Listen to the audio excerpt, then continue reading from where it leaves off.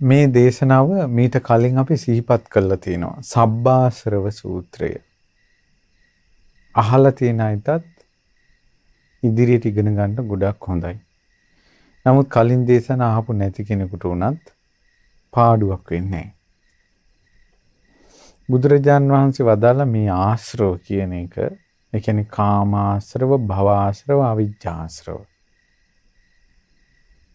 මේ හිත පතුලේ තියෙන කෙලෙස්, මේ හිත ඇතුලේ තියෙන අවුල් ටික මේ ආශ්‍රව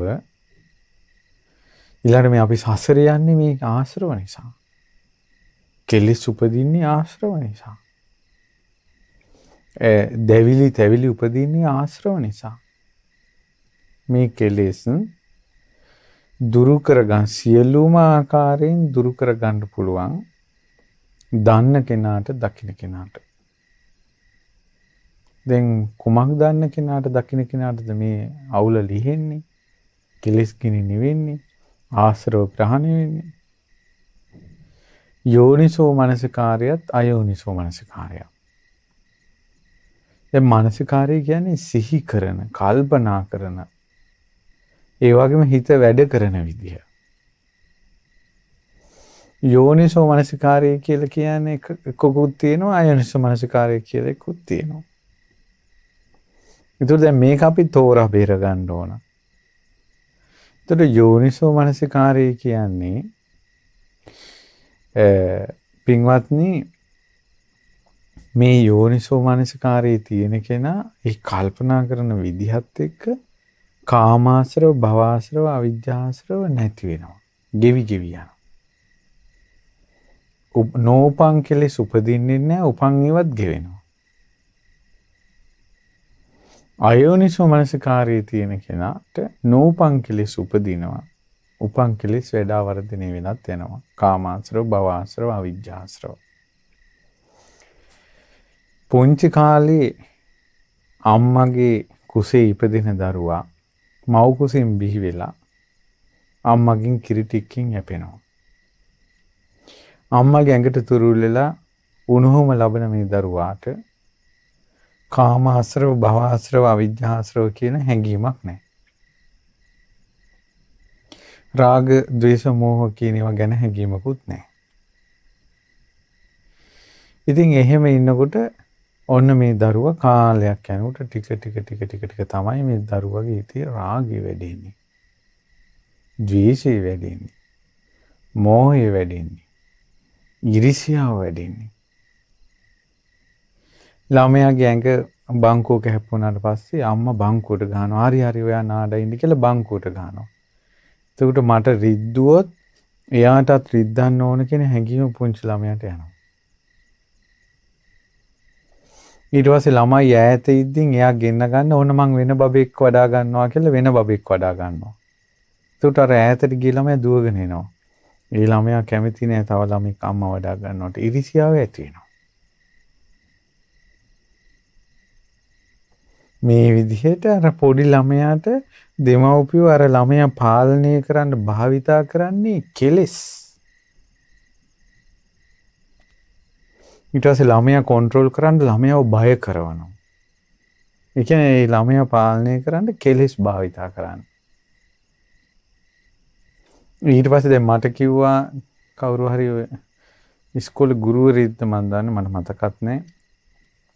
එයා දැන් පේපර් බලන්න. මේ ලෙක්චර් කෙනෙක් කිව්වේ කැම්පස් එක.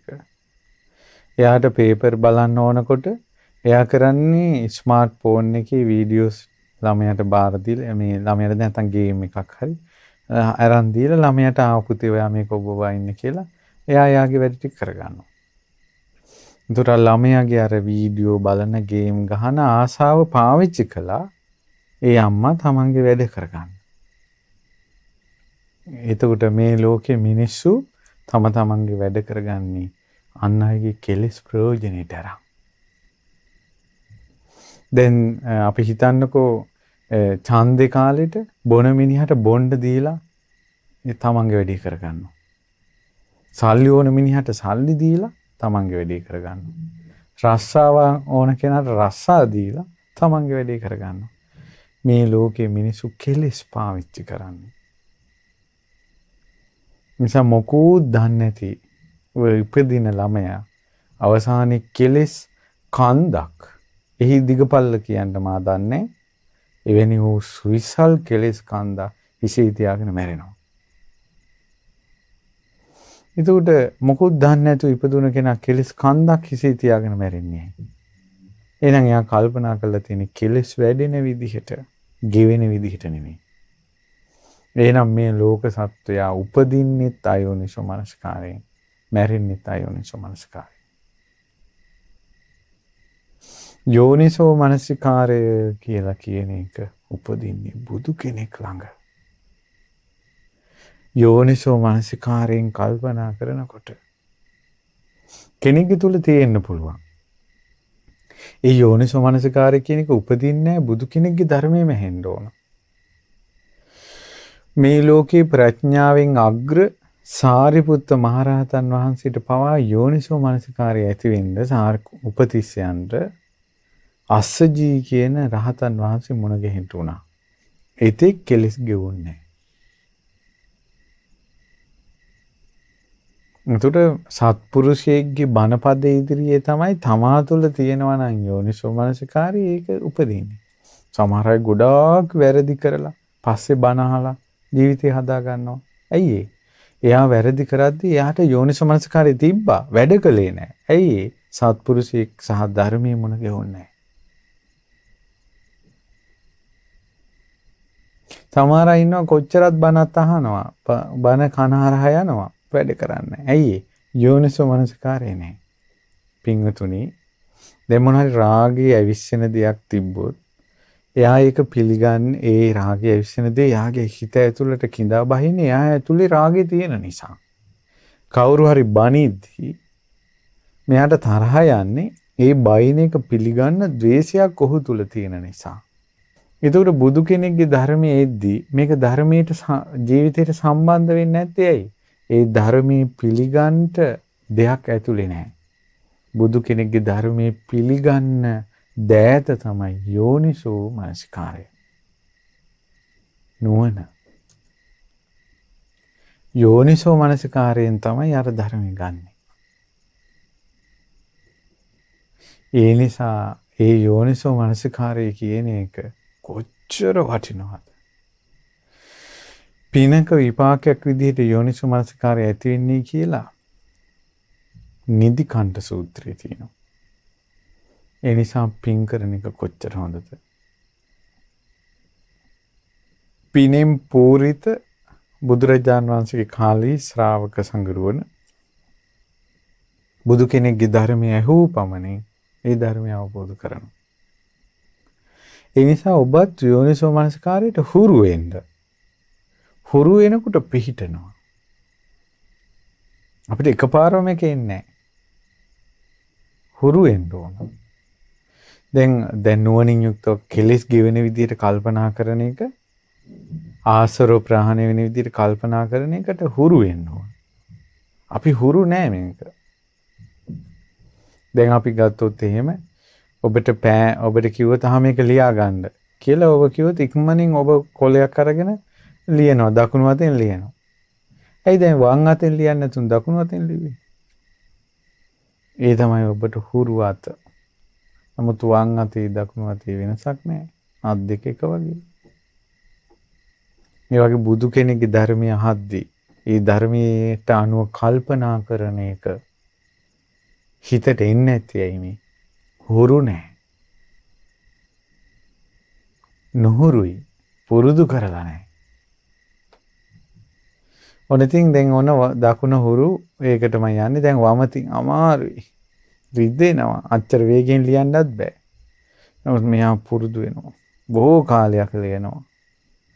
ඒ ඉතින් අපි දකුණෙන් වුණත් ලියන්න අපි එකපාරම අකුරු ටික ගියා. කොච්චර බෝල ඇන්දද, ඉරි ඇන්දද, අකුරවුන් ඇන්දද, පාපිලි ඇන්දද, ඉස්පිලි ඇන්දද. මේ ඔක්කොම පුරුදු වෙලානේ අවසානයේ අකුරු ලියන්නේ. ඒ වගේ මේ අතිමුත් අමාරුවෙන් ලියනවා. ඒකට වමත් හොරු වෙනවා. ඒ වගේ පින්වත්නි බුදු කෙනෙක්ගේ ධර්මයේ කල්පනා කරනකොට ඒ කල්පනා කරන විදිය හුරු නැහැ. හැබැයි කාලයක් හුරු කරනවා. දැන් අපි ඔන්න මන්නම් දැන් ධර්මයේ කල්පනා කරන්න ඕන කියලා හිතනවා. අනේ මතක නැහැ හැන්දෑව නිින්දට යනකොට මතක් වුණේ මහන් දහම සීකරන්න හිතුවා කියලා. නමුත් ආයෙ හිතනවා. එහෙම හුරු වෙවි 10000 වතාවක් හරි හිතලා දහම් මනසිකාරයෙන් ඉන්න පුරුදු වෙනවා. ඉතින් කෙසේ හෝ යෝනිසෝ මනසිකාරයයි අයෝනිසෝ මනසිකාරයයි මොකද්ද කියලා දන්න කෙනාට දකින්න කෙනාට තමයි මේ කෙලෙස් ගිනි නිවෙන්නේ. කාමාශ්‍රව, භවආශ්‍රව, අවිජ්ජාශ්‍රව ප්‍රහාණය වෙන්නේ. එතකොට යෝනිසෝ මනසිකාරය කිව්වේ ආශ්‍රව ඡේ වෙන විදිහට කල්පනා කරනවා. නෝපං ආශ්‍රව උපදින්නෙත් නැහැ, උපදින ආශ්‍රවත් ඡේ වෙලා යනවා. ඒක යෝනිසෝ මනසිකාරය. අයෝනිසෝ මනසිකාරය කියන්නේ නෝපං කෙලෙස් උපදිනව කාමාශ්‍රව, භවආශ්‍රව, අවිජ්ජාශ්‍රව ඉපදිලා තියෙනවත් වැඩි වෙනවා. ඉතින් බුදුරජාණන් වහන්සේ වදාලා මේ නුවණින් යුක්තව කල්පනා කරන කෙනා තමන්ගේ කෙලෙස් ගිනි නිවා ගන්න, මේ ආශ්‍රව ප්‍රහාණය කරගන්න ක්‍රම අනුගමනය කරනවා. එක එක ක්‍රම වලින් කෙලෙස් ගිනි නිවන්න ඕන. ඒක මේ වගේ. යුද්ධයක් තියෙනකොට ඒ යුද්ධයට සූදානම් වෙන කෙනා එක අවියක් විතරක් නෙවෙයි පාවිච්චි කරන්නේ. ඉස්සර නම් කඩුවත් ගන්නවා. තෝමරයත් ගන්නවා. හිල්ලත් ගන්නවා. දුනු ඊතලත් ගන්නවා. ගිනි බෝලත් ඈතට විසික කරනවා. ඇත් සේනාවක් ගන්නවා. අශ්ව සේනාවක් ගන්නවා. පාබල සේනාවක්. මේ ඔක්කොගේම සතුරා නසන. මේ ඔක්කොගෙම කරන්නේ සතුරා නසනවා. නමුත් ලොකු සේනාවක් එක දෙයක් කරන්නේ සතුරා නසනවා. ඒ වගේ කෙලෙස් ගිනි නිවනවා එක එක ක්‍රමයකට. එක ක්‍රමයක් තියෙනවා. ඒකට කියනවා දර්ශනයෙන් ප්‍රහාණය කළ යුතු ආශ්‍රව කියලා. ඒ කියන්නේ යාගේ දැක්ම දර්ශනය. ඒ තමයි චතුරාර්ය සත්‍ය අවබෝධය. චතුරාර්ය සත්‍ය නුවණින් විමසීම. චතුරාර්ය සත්‍ය පිළිබඳව දැක්මෙන් සක්කාය දිට්ඨි, විචිකිච්ඡා, සීලබ්බත පරාමාස කියන සංයෝජන තුන ප්‍රහාණය වෙනවා. ඒ කියන්නේ සෝතාපන්න වෙනවා. සම්මා දිට්ඨියටපත් වෙනවා. එතකොට එහෙනම් ඒ කෙලෙස් ටික ප්‍රහාණය වෙන්නේ චතුරාර්ය සත්‍ය විමසීමෙන්මයි. ඉතින් මේක සූතවත් ආර්ය ශ්‍රාවකයා කරන්නේ. අසෘතව පුතඥයා ඒ ලෝකෙද මේ ලෝකෙද පරලෝකෙද අතීත අනාගත වර්තමානයේ මම කියන සංඥාවෙන් කල්පනා කරලා දෘෂ්ටිවල පටලැවෙනවා.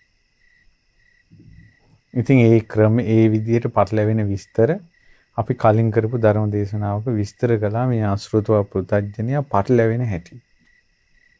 සුතවත් ආර්ය ශ්‍රාවකයා කල්පනා කළ යුතු දේ නොකළ යුතු දේ දන්න නිසා ඔහු කල්පනා කරන්නේ චතුරාර්ය සත්‍යය. චතුරාර්ය සත්‍ය නුවණින් විමසනකොට සක්කාය දිට්ඨි, විචිකිච්ඡා, සීලබ්බත පරාමාස කියන සංයෝජන තුන ප්‍රහාණය වෙනවා.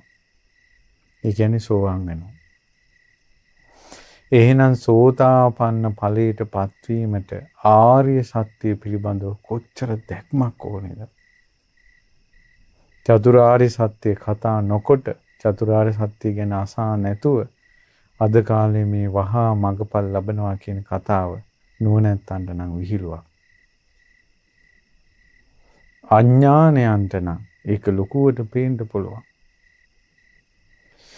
ඉතින් පින්වත්නි, එහෙනම් චතුරාර්ය සත්‍ය දැක්මෙන් නුවණින් විමසීමෙන් ඒ පිළිබඳව දැක්ම පිරිසුදු කර ගැනීමෙන් ආශ්‍රව ප්‍රහාණය වෙනවා. ඔන්න සතුරා නසන එක ක්‍රමයක්. දුක්ගිනි නිවන එක ක්‍රමයක්. ආර්ය සත්‍ය කල්පනා කරන්න ඕන. උපන් නිසා මේ දුක කියලා. බුදුරජාණන් වහන්සේ ඉපදීම දුකක් කියලා වදාලා සත්‍යයක්. වයසට යෑම දුකක් කියලා වදාලා සත්‍යයක්. ඒතර වයසට ගිය මිනිස්සු ඇයි අනේ මට මෙහෙම වුනේ, ඇස් පේන්නේ නැහැ, කන්නත් බැරියෝ කියා මේ අදෝනා නඟනඟා ඉන්න එක නැති වෙනවා ආර්ය සත්‍ය සීකලෝ. භාග්‍යතුන් වහන්සේ වදාළ දේ සත්‍යයක්. වයසට යෑම දුකක්. ලෙඩවීම දුකක්. ප්‍රියංගෙන් වෙන්වීම දුක. අප්‍රියං හා එක්වීම දුක. මේ පංච උපාදානස්කන්ධයේ දුක. ශෝක පරිදේව දුක්ඛ දෝමනස් උපායාස. ඔහු ආර්ය සත්‍ය කල්පනා කරන කෙනෙක්. හේතුඵල ධම කල්පනා කරන කෙනෙක්. ආර්ය අෂ්ටාංග මාර්ගයෙන් තමයි මේ දුක්ගිනි නිවන්න තියෙන වෙන ක්‍රම නැහැ කියලා ඔහු දන්නවා. ඔහු දන්නවා කොච්චර බෙහෙත් ගත්තත් මේ දුක ඉවරයක් නැහැ. ඔහු බෙහෙත් ගන්නවා. නමුත් දන්නවා මේ දුක ඉවරයක් නැහැ. බෝධි පූජා සාන්ති කර්මයක් කරන්න පුළුවන්. නමුත් එයා දන්නවා මේ දුක ඉවරයක් නැහැ.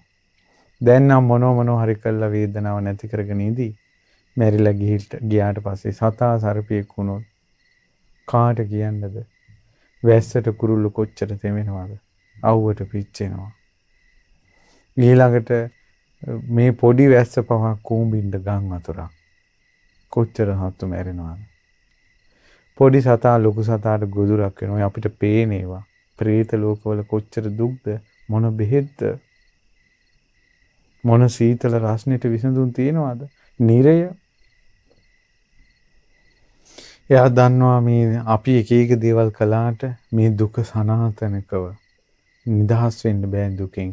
ආර්ය අෂ්ටාංගික මාර්ගය අනුගමනය කරන්නේ නැතුව කියලා. ඒ නිසා ඒත් එක තමයි ආධර්මයට යොමු වෙන්නේ. එතකොට තමයි ආර්ය අෂ්ටාංග මාර්ගය පුරුදු කරන්නේ.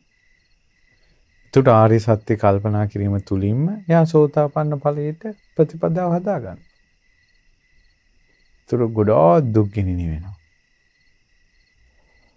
වැලි කැට 7ක් අතේ තියාගෙන කන්දක් ඉදිරියේ ඒ හිමාලය නැත්නම් මහමෙරු පර්වතයේ තරම් දුක් ගින්නක් ෂේ කරනවා. වැලි කැට 7ක පමණ දුක් ගින්නක් ඉතුරු වෙන්නේ සෝතාපන්න කෙනාට. ඊට පස්සේ බුදුරජාන් වහන්සේ වදාලා මේ දුක් ගිනි නිවන්න පුළුවන් තව ක්‍රමයක් තියෙනවා.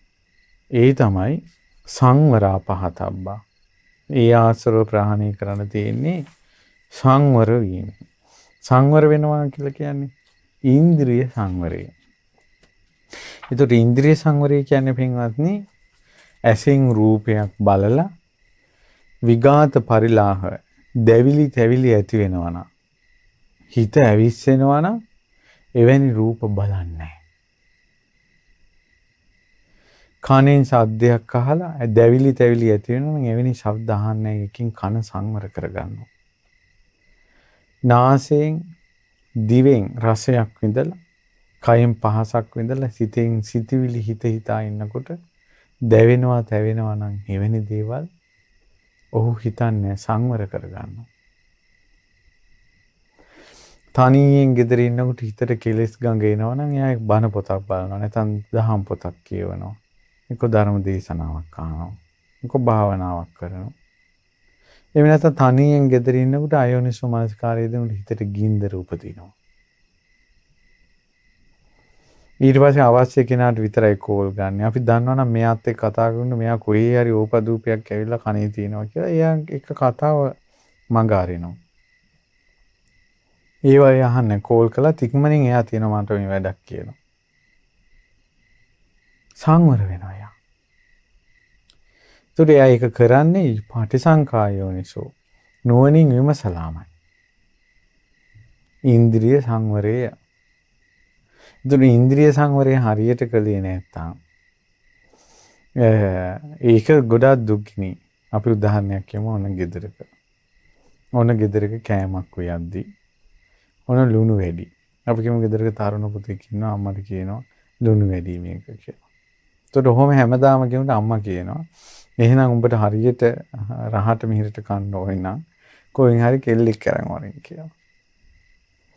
ඊට පස්සේ ওই කතාවම දුර දිග ගිහිලා ඔන්න අපි කියමු කෙල්ලෙක් ගේනවා කියලා. ඕන ඊට පස්සේ රාන්ඩු සාරුවල් ඊට පස්සේ ඒ ගෙවල් වල එක එක අලකලංචි. දැන් මෙතෙන්ද මේ දරුවා ඊට පස්සේ ගෙනාවු කෙල්ල නැන්දම්මට හොඳටම බයිනවා. උඹ ඵලයන් ඊළඟ ගෙදරට කියනවා. ඊට පස්සේ අම්මාට හිටපු ගෙදරත් නැහැ. ඒතර මේ ඔක්කොම පටන් ගත්තේ අර කෑමක ලුණු රහ වැඩි කියන තැන ඉඳලා. ඒ වගේ තැනක්නේ. ඊට ඒ වගේ ඉස්සර ඔහොම වෙලා තියෙනවා. ඉස්සර මේ තාපසින් වහන්සේ නමකට මේ භාවනා කර කෙනෙකුට හරි කරදරයි. මීයක් යනවා. මීයක් යනවා. ඊට පස්සේ මෙයා මේ හැමතැනම දැන් තාපසයා මේ මීයත් එක්ක හරි තරහයි. ඊට පස්සේ මොකද වුනේ? තාපසයා ගෙනාවල් එනට පූසේ. දැන් පූසක් ගුරු ගාලා හැමතැනම යන දැන් මීයයි කරදරේ අඩුයි. හැබැයි දැන් හරි ප්‍රශ්නේ. පූසට මේ කන්න දෙයක් නැහැනේ. ඊට පස්සේ මෙයා මොකද කළේ? පූසට කිරි දෙන්න ගමෙන් පොඩි එළ දෙනක් ගෙනාවා. දැන් එළ දෙනට වල් කප හිටියෝ භාවනා කරන්න බෑනේ. ඒ නිසා එළ දෙනට වල් කපන්න ගමෙන් කොල්ලෙක් ගෙන්නගෙන ආවා. දැන් ඔන්න කොල්ල වල් කපලා ගෙනත් දෙනවා තාපසින්නාංශ උයලා තියෙනවා. දැන් තාපසින්නාංශ භාවනා කරන්න අමාරු උයන්නත් එපැයි. ඒ නිසා මේ ගමෙන් ගෑනු කෙනෙක් ගෙන්නනවා. දැන් ඉතින් හරිනේ. අර මීයා කෑ ගහන වෙලාවේ මෙයා භාවනාව කරගෙන ගියා නම් මේ කරදර ඔක්කොම ඉවරයි. ඉවසුවේ නෑ. අර ඉවසීමෙන් ප්‍රහාණය කළ යුතු ආශ්‍රව. ඊළඟට මේ ඉන්ද්‍රිය සංවරේ. එතකොට එයා ඒ සංවරයක පිහිටලා හිටියන මෙයා අර බුද්ධිය සිද්ධ වෙන්නේ. ඕක තමයි කාටවත් මේ ලෝකෙ සිද්ධ වෙන දේ. ඊට පස්සේ දැන් මේක නම් ඔය කියපු කතාව ආйти ඉවසීමට. බුදුරජාණන් වහන්සේ වදාලා එක ක්‍රමයක් ඔන්න ඉන්ද්‍රිය සංවරය. අපි මීට කලින් දේශනාවල ඉන්ද්‍රිය සංවරය කියන ගොඩක් විස්තර කළා. මම දැන් නැවත සිහිකිරීමක් කළේ. ඔන්න දුක්ගිනි මේ හිතේ ගින්දර නැති කරගන්න පුළුවන් ඉන්ද්‍රිය සංවරය. ඉන්ද්‍රිය සංවරයෙන් ෆෝන් වලින් බේරෙන්න පුළුවන් ක්‍රමය ඉන්ද්‍රිය සංවරය. දැන් පින්වතුනි අපිට දැන් ෆෝන් පාවිච්චි කරන්න එපා ළමයිට එපා කියලා දැන් පාන්ති කරන්නේ ෆෝන් වලින්. ඒකට දැන් කොහොමද බේරෙන්න තියෙන්නේ? දැන් නම් ළමෙක් බේරෙන්න තියෙන්නේ මේ ඉන්ද්‍රිය සංවරයෙන්මයි. වෙන නම් විකල්පයක් නැහැ. ෆෝන් එකක් අතේ නැති කෙනෙක් වුණත් ෆෝන් එකක් තියෙන කෙනෙක් ගාවට ගිහිල්ලා ෆෝන් එක පාවිච්චි කරනවා. ගෙදර කොච්චර ආරක්ෂාවෙන් හිටියත් එයා පිට පැනලා එයාගේ දේවල් ටික එයා කරගන්නවා. එතකොට මේක වළක්වන්න බෑ. ස්ථීර ක්‍රමයේ තමයි ඉන්ද්‍රිය සංවරය. එයා ඇහැ සංවර කරනවා, කන සංවර කරනවා, නාසය සංවර කරනවා, දිව සංවර කරනවා, කය සංවර කරගන්නවා. එතකොට තමා තුළින්ම සංවරය උපදිනකොට එයාට බාහිර කොච්චර කෙලෙස් ඇති වෙන දේවල් තිබ්බත් Taman සංවරයි. මේ ඉන්ද්‍රිය සංවරය කියන එක පුදුම පිනක්. පුදුම කුසලයක්. මේ සංවර වෙන එක. කෙලෙස් ඇති වෙන්නේ නැති විදිහට ඉන්න එක. රූප බලලා අවශ්‍ය ගන්න. දැන් යනකොට කාට හරි අපි ගමු කරන කෙනෙක් ෆෝන් එකක් පාවිච්චි කරන කාට හරි බෑනපු එකක්. එයා බලන්නේ ඒවා. ඒවා අයින් කරනවා. තමන්ට අර්ථවත් දේ විතරයි ගන්න. එතකොට ඔන්න කෙලෙස් ගිනි නිවා ගන්න පුළුවන්. ඉන්ද්‍රිය සංවරයෙන්. දැන් අපි කියමුකෝ ඔන්න කවුරු හරි මිස් කෝල් එකක් ගහලා තියෙනවා. එයා ඒක එතනින්ම අයින් කරනවා. ඉවරයි. එයා ඒකට ආපහු බලනවා. ඊට පස්සේ ආයෙනවා. කවුද දන්නේ නැහැ. නිතර කතා කරන්න ගිහලා ආයෙ මොකක් හරි ප්‍රශ්නයක්. ඒක මුලින්ම කැඩුවා නම් ඉන්ද්‍රිය සංවරය කියන්නේ නියපොත්තෙන් කඩා ගන්න තැන. ඉන්ද්‍රිය සංවරය නැති කෙනාට ඇති වෙන ප්‍රශ්න පොරොවෙන්වත් කොටලා ඉවර කරන්න බෑ. නියපොත්තෙන් කඩන්න පුළුවන් තැන ඉන්ද්‍රිය සංවරය. මේ ඉන්ද්‍රිය සංවරය නැතිවීමෙන් පෞල් කඩා කප්පල් වෙනවා. මහ විශාල ප්‍රශ්න වෙනවා. මිනි මැරුම් වලට පවා යනවා. ඉන්ද්‍රිය සංවරය නැති නිසා. භික්ෂුවකට සිවුර අහිමි වෙනවා. ඉන්ද්‍රිය සංවරය නැති නිසා. ඇයි? රූප බලනවා, ශබ්ද අහනවා. ඒවත් එක්ක අර ගිහි ජීවිතය ගැන කෙලෙස් උපදිනවා. අනේ මටත් මෙහෙම සැප විඳින්න නැත්තම් කියලා. එහෙම ඉපදිලා එහෙම හිත ආවට පස්සේ ඒකේම හිත දැන් හිතත් ඒකේ වැඩි හිතත් සංවර නැහැ. ඊට පස්සේ රාග ගින්නත් එක මොහු වෙනවා. කලාතුරකින් මහා පිනකින් පිනක් තියෙන කෙනෙකුට ලැබෙන කසාවත එයා අත්හරිනවා. ඉන්ද්‍රිය සංවරය නැති නිසා. බණ පොත් ඈතකට විසි වෙලා එක ෆෝන් එකක් අතට එනවා. ත්‍රිපිටකේ නෙවෙයි ඒකට නිතර අත ගෑවෙන්නේ. දෝතේ මල් නිතර ගෑවෙන්නේ. මේ ඔක්කොම ඉන්ද්‍රිය සංවරය.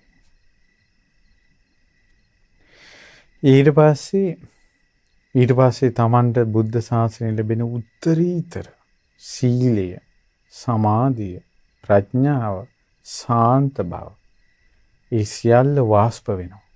ඉන්ද්‍රිය සංවරය නිසා. මේ ඉන්ද්‍රිය සංවරය කියන්නේ ශ්‍රේෂ්ඨ දෙයක්.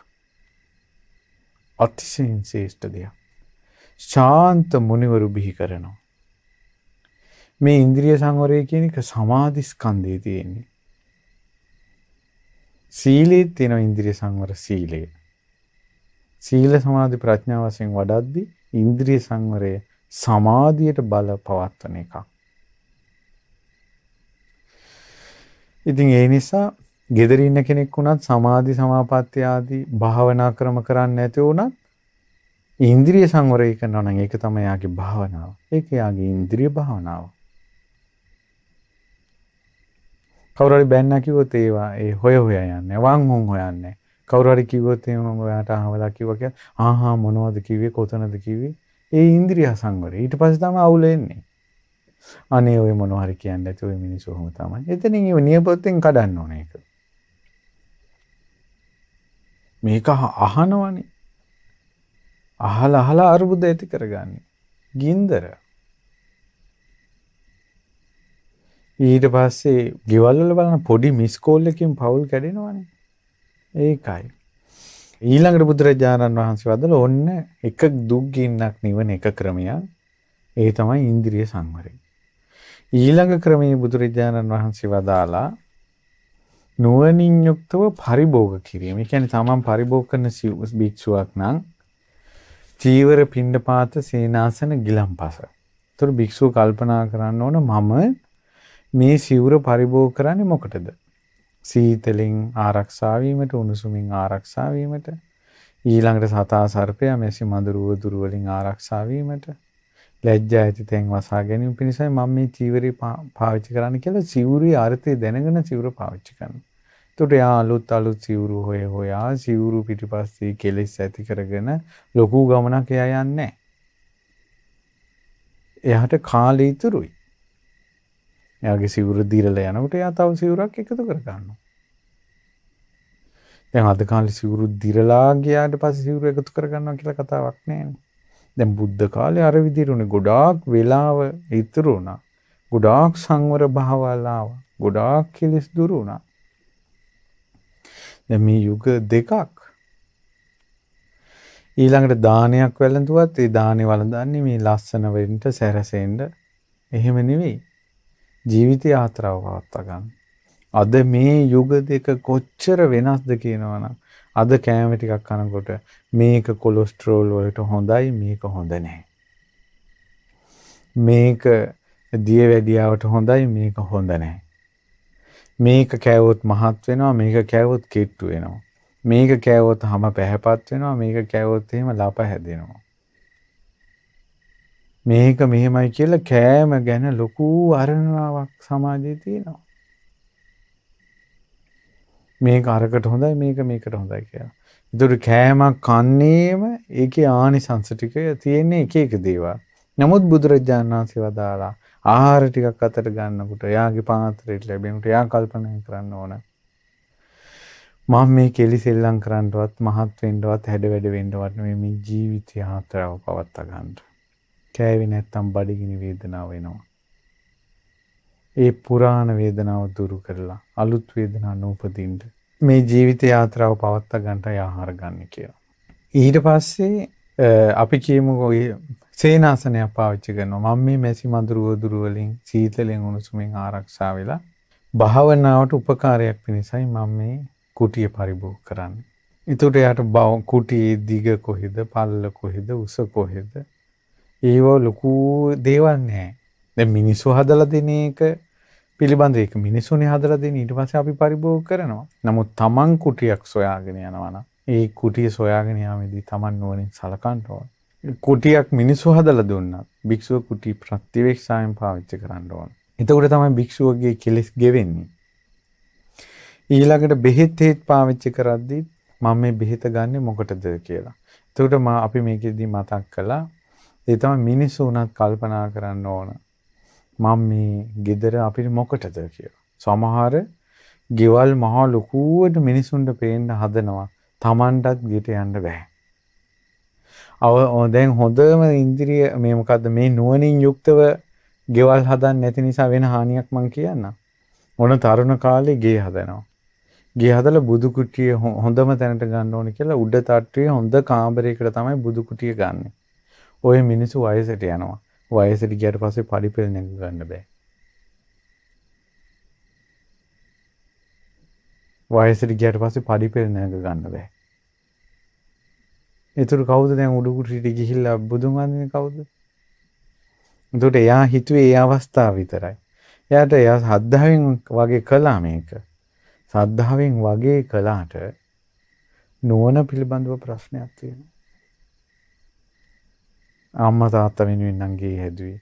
සමහර වෙලාවට ගෙවල් තියෙන ගෙවල් වල කාමර ඉන්නේ අම්මයි තාත්තයි නැතන් දෙන්නයි. කාමර 10 15. ඒ ගෙදරට මිනිස්සු එන්නේත් නැහැ. ඒතර මම මොකටද මට මේක සෑහෙනවද කියන සංඥාව තියෙන්න ඕන. රටටම ණය වෙනවා. ලෝකෙටම ණය වෙනවා. ජීවිතේම ණය ගෙවනවා. සමහරට ණය වෙලා ගේ හදනවා. ඒ ගෙදර ණය ගෙවන්නට වැඩ කරන්න ගියට පස්සේ ගෙදර බුදියා ගන්න වෙලාවක් නැහැ. වාහනයක් ගන්නවා. වාහනයක් අරගෙන ණය ගෙවන්න ගියාට පස්සේ වාහනේ පාඩුවේ ගමනක් යන්න වෙලාවක් නැහැ. ණය වෙලා වෙඩින් ගන්නවා. ඒ ණය ගෙවන්න ගියාට පස්සේ අඹු සැමියන්ට සතුටු සාමීචයෙන් දොඩන්න වෙලාවක් නැහැ. බලන්න ජීවිතේ දිහා. දැන් ගෙවල් වල මේ ණය ප්‍රශ්නේ නිසා සෑහීමකටපත් වෙන්නේ නැහැ. තියෙන ගේන් සෑහීමකටපත් වෙන්නේ නැහැ. වාහනෙන් සෑහීමකටපත් වෙන්නේ නැහැ. අලුත් දේවල් හොයා මේ ලෝකේ තරංගිත මිනිස්සු එකතු වුණා. එකතු වුණාට පස්සේ ගින්න ඇතුලේ ගින්න එනම් පරිභෝග කරද්දී තමන් යම් දේවල් මට මේ කටයුත්තට මේක ප්‍රමාණවත්ද කියන හැඟීම තියෙනවා. මේවා තේරෙන්නේ යෝනිසෝමනසිකාරී තියන අයට. නැත්තම් ඔය යන ලෝකෙම යනවා. කරන්න දෙයක් නැහැ. හොඳට ගෙවල් තියෙන්න ඕන, වාහන තියෙන්න ඕන. ඒක හොඳයි. ඒක තමයි පංචකාමයේ මිනිස්සුන්ගේ. මේ කියන්නේ ගිනි නිවා ගන්න හැටි. ඊළඟ ක්‍රමය තමයි ඉවසීමෙන් ප්‍රහාණය කරන්න ඕන. කියන්නේ බනිද්දි, ගහද්දි ඉවසීමෙන් ප්‍රහාණය කරන්න ඕන. ඊළඟට දුරුත්තානං දුරාගතානං වචනපතානං අමාරු දුෂ්කර ඊළඟට නපුරු කොට කියු නපුරු කොට පැමිණි වචන ඉවසනවා. ඊළඟට uppannānaṁ sāririkānaṁ වේදනානං දුක්ඛානං ශාරීරික වේදනා දුක්ඛං කටළු පණ යන වේදනාව ඉවසනවා. දැන් ඔන්න අපිට ඉවසන් අපි කියමු ඔන්න ලෙඩක් හැදුණා. කියනවා මට මෙහෙම අසනීපයි ඉක්මනට ස්පිරිතාලෙ ගෙනියන්න. ඉතින් එයා වාහනේ එනකල් ඉවසන්න ඕන. එයා කෑ ගහනවා මාව ගෙනියපල්ලා කියලා. ඉතින් අනිතයි කියනවා පොඩ්ඩක් ඉවසන්න දැන් වාහනේ ගේන්න ගියානේ කියලා. මෙයා කොච්චර කෑ ගැහුවත් වාහනේ එන වෙලාවෙ පෑය. මෙයා කොච්චර කෑ ගැහුවත් දොස්තර එන වෙලාවෙ පෑය. මෙයා කොච්චර කෑ ගැහුවත් බෙහෙත් දෙන වෙලාවෙ පෑය. ඉතින් එයා කල්පනා කරනවා මම බෙහෙත් දෙනකල් ඉන්නවා. මම දොස්තර එනකල් ඉන්නවා. මොකද ලෙඩා කලබල වුණාට දොස්තර කලබල ඉවසන්ට වෙනවා. ඊළඟ වේදනා නාශකයක් දෙනවා. ඒ වේදනා නාශකේ වැඩ කරන්නේ තව විනාඩි 20කින්. ඒ 20 දක්වා එයා ඉවසන්න ඕන. එයා දන්නවා දැන් මට බෙහෙතක් දුන්නා මම ඉවසන්න ඕන. ඊළඟට වචන ගෙදවල් වල වචන හුවමාරුව. ස්වාමියා බිරිඳට බැන්නට පස්සේ ඉවසන්න ඕන. ඇයි මේ රණ්ඩු වෙනවනේ. ඒ වුණාට මේ මිනිස්සු එකට ඉන්න බෑ. මැරෙනකල් එකට ඉන්න බෑ. තරහ ආපු ගමන් මේ අම්මා තාත්තා මතක් කළ පරණ කේස් අරන් ඒ වගේම බැනලා මේ හිත රිදවා පෞල් කණේක තරම් දුකක් තියනවද කියන්නකෝ. උදේ ඉඳලා හැන්දෑන්කල් මරා ගන්න හදනවා. ආයෙ රෑ ටිකට ආයෙ මරා ගන්න හදනවා. දරු මල්ලෝ හදනවා. ආයෙ මරා ගන්න හදනවා. මේ මිනිසුන්ගේ පෞල් ජීවිත මහා දුකක්.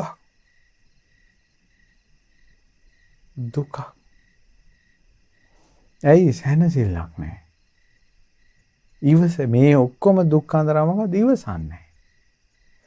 හිර ගෙවල් වල ඉන්න සියලු දෙනාගේ අරුබුදේ මොකද්ද තැන? ඉවසුවේ නැහැ.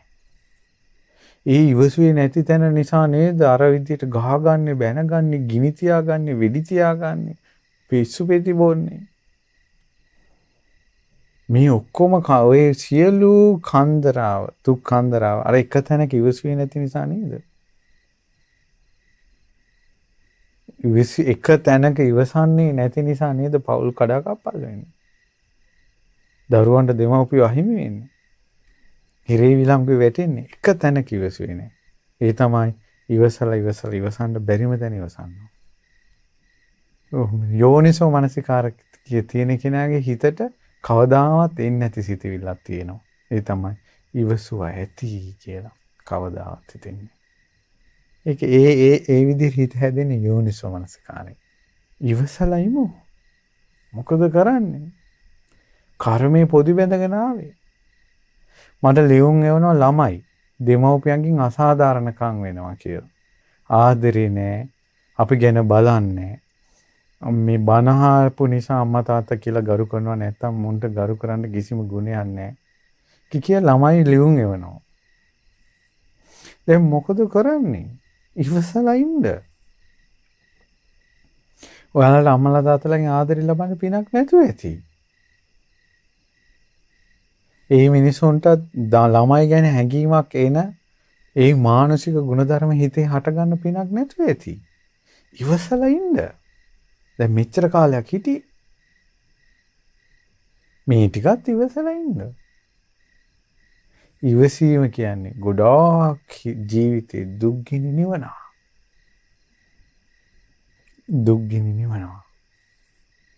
ඉවසීම කියන්නේ ප්‍රණීත දෙයක්. බුදුවරුන්ගේ අවවාද ඉස්සල්ලාම එන වචනේ තමයි කන්ති පරමං තපෝතිතික්ඛා. ඉවසන්ට කියලා කියනවා. ඉවසීම තපස. ගොඩාක් දුක්ගිනි නිවනවා. ඉවසන්න. අපිට ලොකු ස්වාමීන් වහන්සේ නිතර දෙන අවවාදයක් තමයි ජීවිතේට ගැටලුකම් කටළු ආවට පස්සේ පළවෙනියට කරන්න ඉවසන්න. දෙවෙනියටත් කරන්න ඉවසන්න. තුන්වෙනියටත් කරන්න ඉවසන්න. ඉවසීම ගන්න ජීවිතේට කියලා. ඊට පස්සේ අපිට නම් නිතර ඇහෙන දෙයක් ඒක. ඉවසන්න කියන එක. එතරම් සමහරවිට ගෙවල් වල නම් ඇහෙන්නේම නැතුව ඇති. ඉවසන්න කියන වචනේ ඇහෙනවද ගෙවල් වල? තමම කල්පනා කරලා බලන්න. ඔයාලගේ ගෙවල් වල දවසට කී වතාවක් ඉවසන්න කියන වචනේ ඇහෙනවද කියලා? මේ ඉවසීම කියන වචනේත් ප්‍රණීතයි. ඉවසන්න බැරි කෙනාට ඉවසනවා කියන වචනේ ඊතලයක්කින් විදින්නා වගේ. ඉවසන්න බැරි කෙනාට කිව්වොත් පොඩ්ඩක් ඉවසන්න කියලා ඉවසන්න කියලා පටන් ගන්නවා යා. ඊට පස්සේ ඊළඟට තියෙනවා මේ ගින්දර ඇවිලෙන එක නතර කරන ක්‍රමය. ඒ තමයි පරිවර්ජන. පරිවර්ජන කියන්නේ මඟ හැරලා යන්න ඕන. මඟ හැරලා ගිහිල්ලා ප්‍රශ්න විසඳ ගන්න පුළුවන්. මොකද්ද? භික්ෂුවක් නම් ඉද භික්ඛවේ භික්ඛු පටිසංඛා යෝනිසෝ ඡණ්ඩං හත්තිම් පරිවර්ජීති. නුවණින් විමසලාම ඡණ්ඩ හස්තිය මඟ හරිනවා. ඒක තමයි යාගේ යෝනිසෝ මනසිකාරය.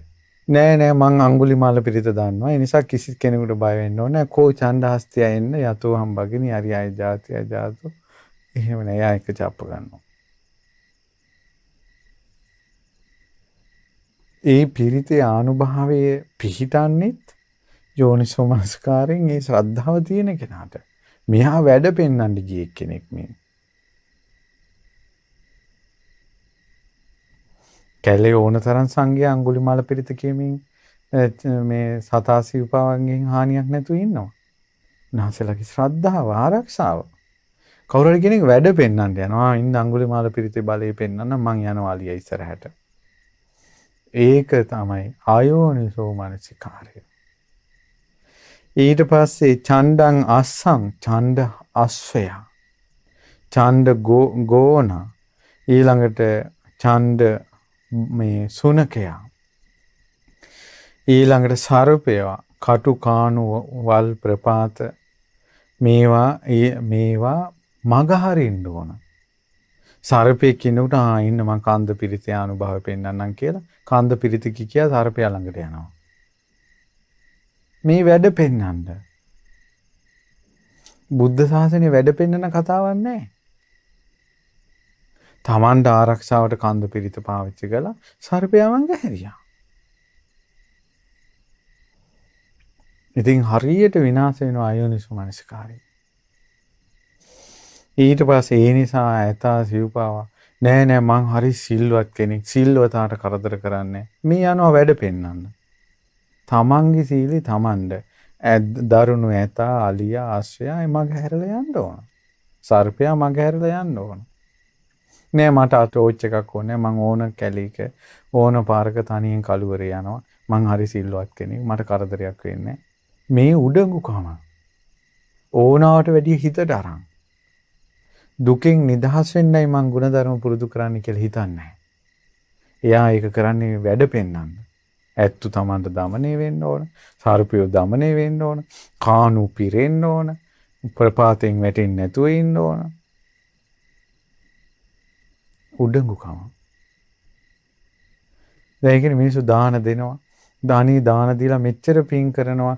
කෝ අපේ ගෙදර ප්‍රශ්න විසඳෙන්නේ නැහෙනි. එයා දාන දීපු ගමන් සම්පූර්ණ ගෙදර කූල් ඩවුන් වෙන්න ඕන. ප්‍රහතිහාරයට.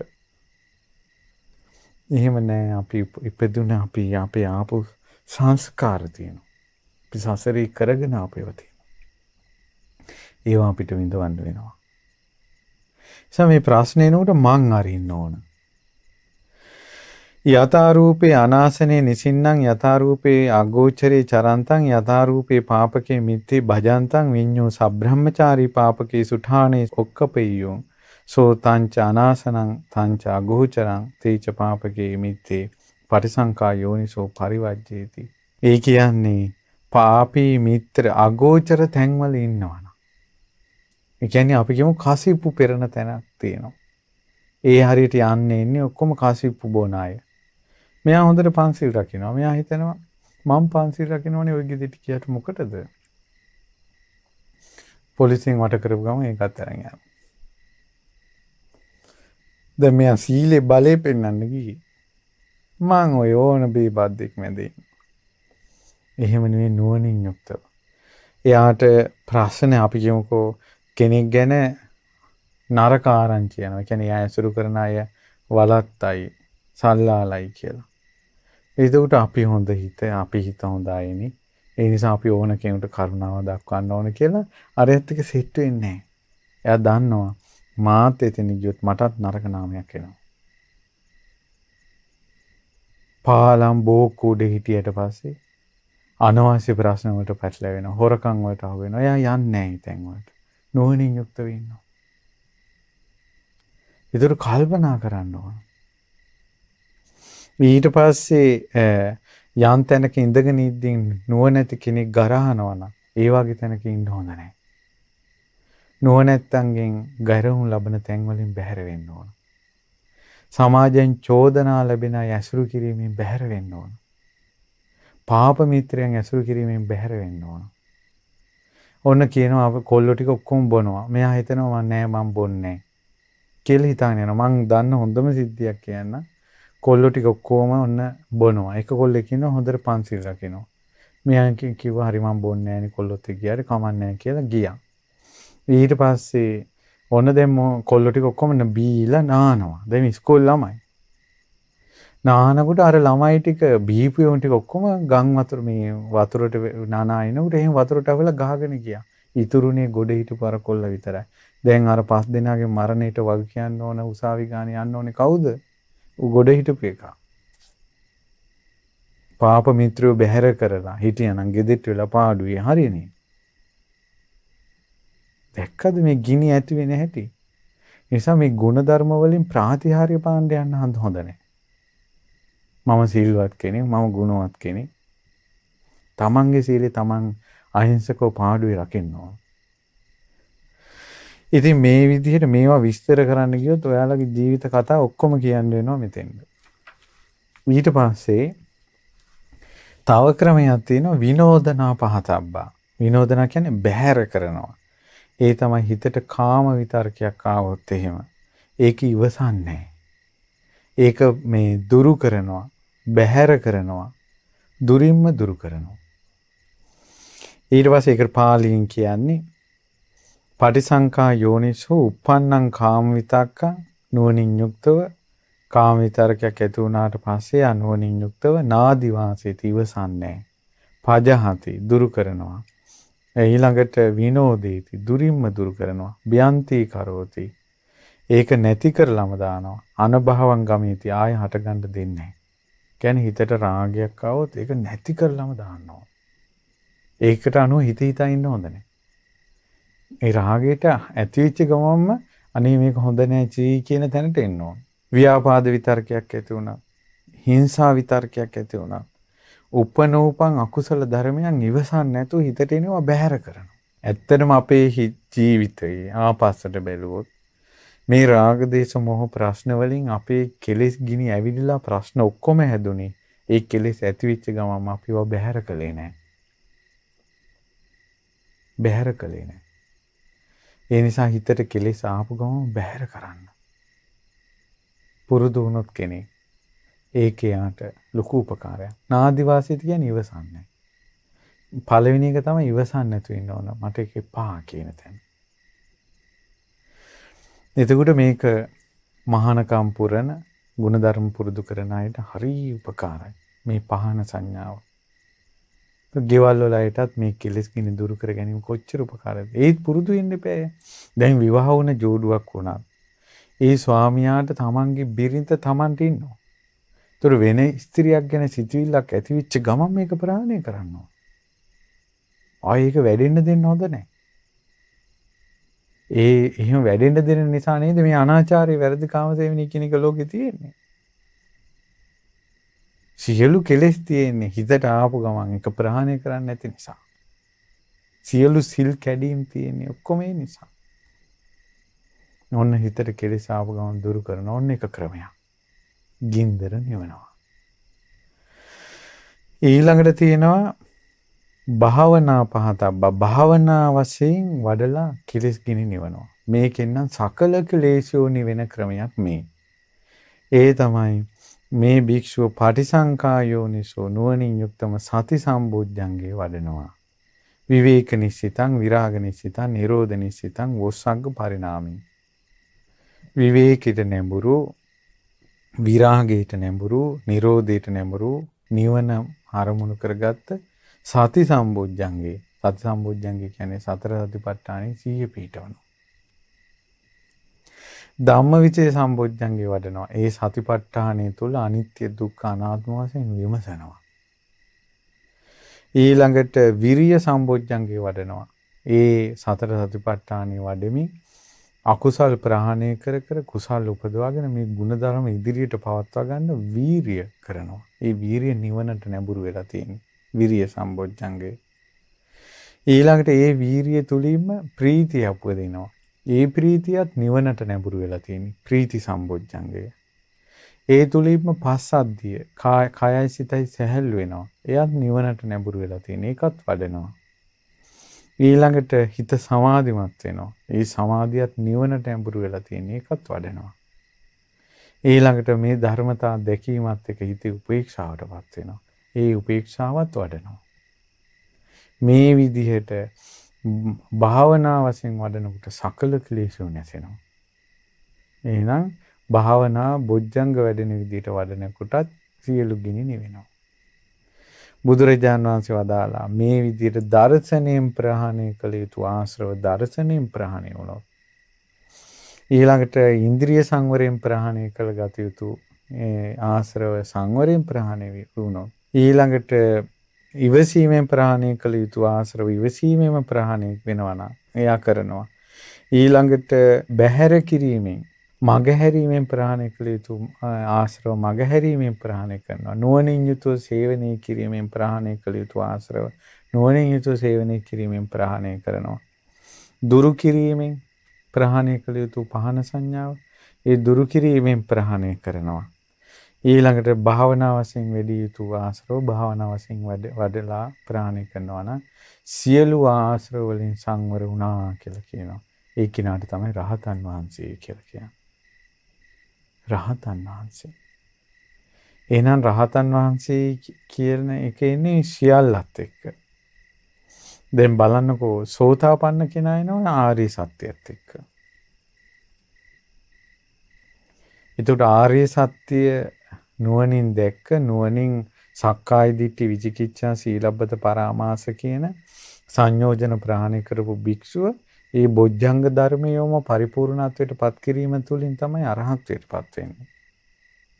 දැන් මේ තියෙන්නේ දුක්ගිනි නිවන හැටි. දැන් ඔබගේ ජීවිතේට ගලපලා බලන්න. මා දහම් කරුණු ටික සිහිපත් කළේ. ඔබ මජ්ක්‍ධිම නිකායේ තියෙන සබ්බාසව සූත්‍රය කියවන්න. ලොකු ස්වාමීන් වහන්සේත් විස්තර වශයෙන් දේශනා කළා තියෙන සබ්බාසව සූත්‍රය.